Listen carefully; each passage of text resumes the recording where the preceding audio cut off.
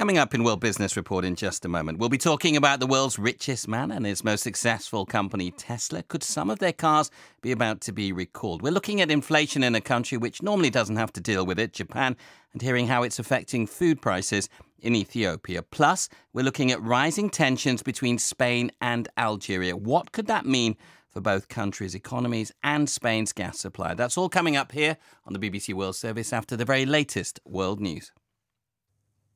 BBC News. Britain and Ukraine have sharply condemned death sentences handed down by a Russian proxy court in Donetsk to two British men and a Moroccan who were captured while fighting for Ukraine.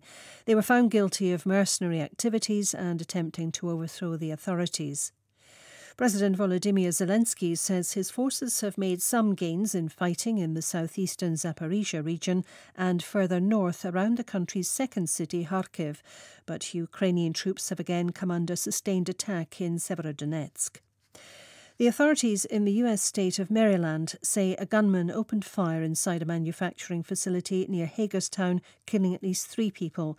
The suspect was wounded during a confrontation with a Maryland State Police trooper and has been taken to hospital.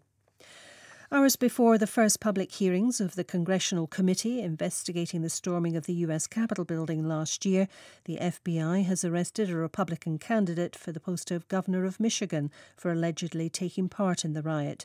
Ryan Kelly faces 4 charges, including disorderly conduct. The President of South Africa, Cyril Ramaphosa, has suspended the country's anti-corruption chief. Busisiwe Mkhwebane has been dogged by accusations of political bias. On Wednesday, Ms Mkhwebane said she'd received a complaint against Mr Ramaphosa for allegedly breaching the Executive Code of Ethics.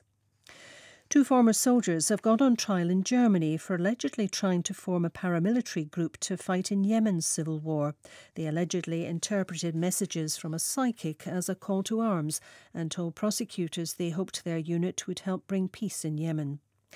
And 2 men have been rescued from a vat of chocolate at one of the sweetmaker Mars Wrigley's factories in the American state of Pennsylvania.